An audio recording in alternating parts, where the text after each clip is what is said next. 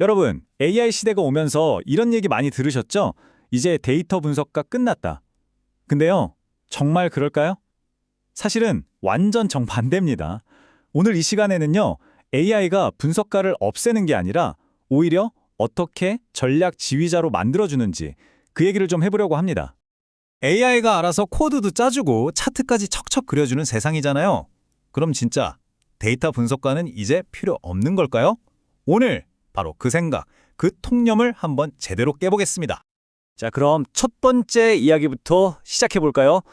바로 재정이 되는 분석가입니다. 분석가의 역할이 정말 근본적으로 어떻게 바뀌고 있는지 한번 들여다보죠. 바로 이거예요. 이 화면이 모든 걸 설명해 줍니다. 예전에는요, 분석가 하면 R이나 파이썬 코드 짜는 실행자였잖아요. 근데 지금은 어때요? 완전히 달라졌습니다. 새로운 분석가는 그냥 우리말로, 자연어로 AI한테 지시를 내리는 전략가, 말하자면 AI 디렉터가 된 거예요. 그러니까 이제 손으로 코딩하는 대신에 머리로 더 큰 그림을 그리고 질문을 던지는 데 시간을 쓰는 거죠. 자, 뭐 이론적인 얘기는 이쯤 하고요. 직접 한번 해보는 게 제일 확실하겠죠. 그래서 저희가 실제 사례를 준비했습니다. 한국의 공공 데이터죠. 청년 실업 데이터랑 교통 안전 데이터를 가지고요. 챗 GPT를 이용해서 그냥 분석에서 끝나는 게 아니라 실제 정책 제안서를 만드는 것까지 한번 쭉 보여드릴게요. 자, 두 번째 단계입니다. 데이터와의 첫 대화라고 이름 붙여봤는데요. 분석의 첫걸음이죠. 이젠 AI랑 같이 데이터를 준비하는 과정부터 시작하는 겁니다. 본격적인 분석에 들어가기 전에 꼭 해야 하는 게 있어요. 바로 탐색적 데이터 분석, 줄여서 EDA라고 하죠. 이건 뭐냐면요. 우리가 처음 만난 사람이랑 안녕하세요, 누구입니다 하고 통성명 하잖아요. 그거랑 똑같아요. 데이터가 대체 어떻게 생겼는지, 기본적인 특징이 뭔지 파악하는, 말하자면 데이터랑 나누는 첫 인사 같은 과정입니다. 자, 한번 보세요. 예전 같았으면 복잡한 코드를 막 쳤어야 했겠지만 이젠 아니에요. 그냥 이렇게 물어보는 겁니다. 이 청년 실업률 데이터 있잖아. 각 열이 무슨 뜻이고 데이터 타입은 뭐고 혹시 빠진 값은 없어? 이렇게 정말 일상적인 질문 하나로 AI와의 대화가 시작되는 거예요. 이 한 문장이면 AI가 알아서 데이터 구조 싹 파악하고 분석 준비를 끝내버립니다. 그런데 역시나 순조롭게만 가지는 않네요. 바로 문제에 딱 부딪혔습니다. AI가 차트를 만들어줬는데 보시는 것처럼 한글이 다 깨져서 네모네모로 나오는 거죠. 아, 이거 데이터 분석 좀 해보신 분들은 다들 아시죠? 정말 흔하게 겪는 일입니다. 바로 이럴 때 AI 디렉터의 역할이 중요해지는 겁니다. AI는 왜 이런지 모르지만 사람은 알거든요. 아, 이거 한글 폰트 설정 문제구나 하고 원인과 해결책을 딱 아는 거죠. 그래서 이렇게 간단하게 지시하는 겁니다. 이거 시각화하기 전에 한글 지원되는 폰트, 예를 들면 맑은 고딕으로 설정 좀 해줘. 그리고 앞으로 계속 이걸로 써. 이 한마디면 끝나는 거죠. 자, 보세요. 바로 문제가 해결됐죠? 여기서 진짜 중요한 건 뭐냐면요. 이런 자잘한 기술 문제 해결하느라 시간 낭비할 필요가 없다는 거예요. 대신에 우리는 다시 분석의 본질, 그래서 이 데이터가 뭘 말해주고 싶은가에 집중할 수 있게 되는 거죠. 결국 컨트롤은 여전히 분석가가 쥐고 있는 겁니다. 이제 세 번째 파트입니다. 데이터 속 숨은 이야기 찾기. 자, 이제부터가 진짜 재밌어지는데요. 우리가 마치 탐정이 된 것처럼 데이터 안에 숨어있는 보석 같은 인사이트를 한번 캐내보겠습니다. 자, 첫 번째 발견입니다. 이 그래프를 한번 보실까요? 지난 30년 동안 우리나라 청년 실업률이 어떻게 변해왔는지를 보여주는 건데요. 딱 봐도 눈에 띄는 지점이 있죠? 바로 1998년, 이때 아시아 금융위기, IMF 때 실업률이 확 치솟는 게 보입니다. 그냥 숫자로만 봤으면 몰랐을 텐데 이렇게 그림으로 보니까 한눈에 들어오죠. 이게 바로 시각화의 힘입니다. 좋아요. 그럼 이제 다른 데이터를 한번 볼까요? 이건 교통사고 사망자 통계인데요. 여기서 우리가 주목해야 할 부분이 있어요.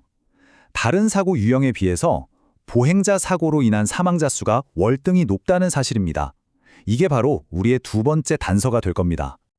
자, 바로 이 지점입니다. 여기서부터가 AI는 절대로 할 수 없는 오직 인간만이 할 수 있는 영역이 시작돼요. 청년 실업이랑 교통사고, 언뜻 보면 전혀 상관없어 보이잖아요? 이 두 데이터를 연결해서 가설을 세우는 거죠. 이런 상상력이요.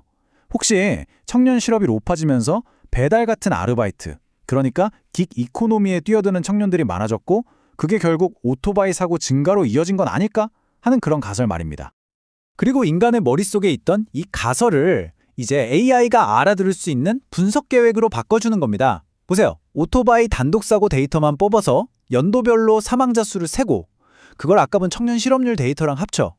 그 다음에 두 개가 얼마나 관련이 있는지 상관계수를 계산해줘. 와, 데이터 필터링, 병합, 통계 계산, 이 모든 복잡한 과정을 그냥 이 한 문장으로 지시하는 거예요.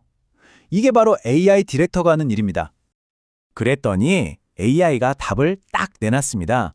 상관계수 R값이 0.6.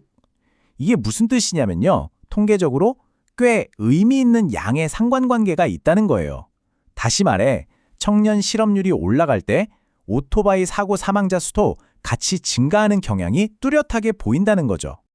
하지만 여기서 그렇구나 하고 끝나면 절대 안 됩니다. 이게 진짜 중요한 포인트예요. 숫자만 보고 바로 결론을 내리는 건 AI가 빠지기 쉬운 함정입니다. 바로 이 순간 인간 분석가의 비판적 사고가 필요한 거죠. 상관관계는 인과관계가 아니라는 말 들어보셨죠? 청년 실업률이 높다고 해서 그게 오토바이 사고의 직접적인 원인이라고 단정해버리면 굉장히 위험한 결론이 될 수 있습니다. 자, 그럼 네 번째 단계로 넘어가 볼까요? 통찰력에서 행동으로. 이제 우리가 발견한 이 놀라운 사실을 그냥 숫자로만 놔두는 게 아니라 실제 세상을 바꿀 수 있는 데이터에 기반한 정책 제안으로 한번 만들어 보겠습니다. 보통 설득력 있는 정책 제안서는 이런 구조를 가져요. 첫째, 지금 뭐가 문제인지 딱 짚어주고. 둘째, 내 말이 맞다는 걸 데이터로 증명하고.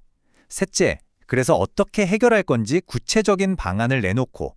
마지막으로 그렇게 하면 뭐가 좋아지는지 기대 효과를 보여주는 거죠. 우리가 지금까지 분석한 결과를 바로 이 틀에 맞춰서 하나의 탄탄한 스토리로 만드는 작업입니다.